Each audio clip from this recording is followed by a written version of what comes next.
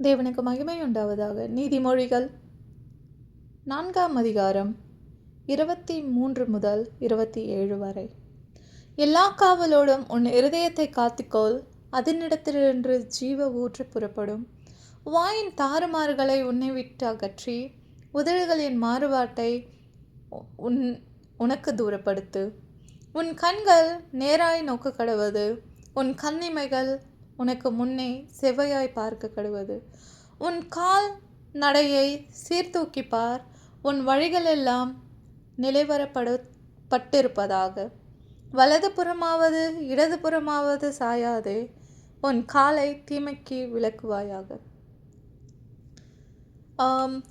தமிழ்நாட்டில் திருக்குறள் எல்லாருக்கும் தெரிந்திருக்கும் 2 வரிகள் என்று குறிப்பிடுவார்கள்.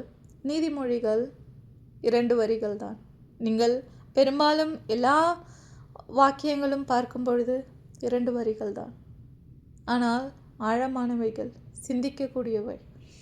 இந்த வாக்கியங்கள் நம்முடைய நடக்கைகள், நம்முடைய கண்கள், நம்முடைய செயல்பாடுகள், நம்முடைய வாயின் பேச்சுகள் எப்படி இருக்க வேண்டும் என்று 2 வரிகளில் குறிப்பிட்டுள்ளது. வேதாகமத்தை நாம் வாசிக்கிறோமா?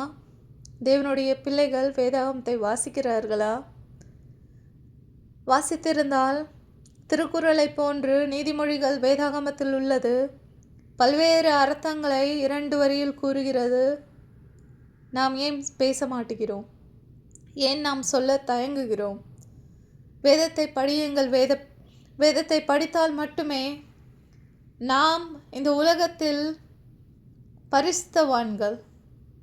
நமக்கு பெரிய பதவியை தேவனாகிய கர்த்தர் தந்திருக்கிறார்.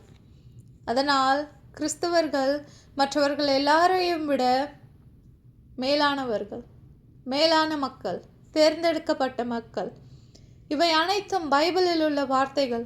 நாம் பைபிளை ஆராய்ந்து தேடி வாசிக்க துவங்கினால் அறிவு நமக்கு கிடைக்கும், ஞானம் நமக்கு கிடைக்கும், நாம் முன்னேறுவதற்கு வழிவகுக்கும். வாசியுங்கள் தேவனுடைய பிள்ளைகளே, கற்றுக்கொள்ளுங்கள்.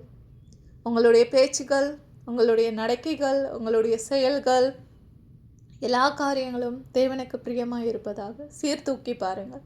தேவன் தாமே உங்களை ஆசீர்வதிப்பாராக. ஆமென்.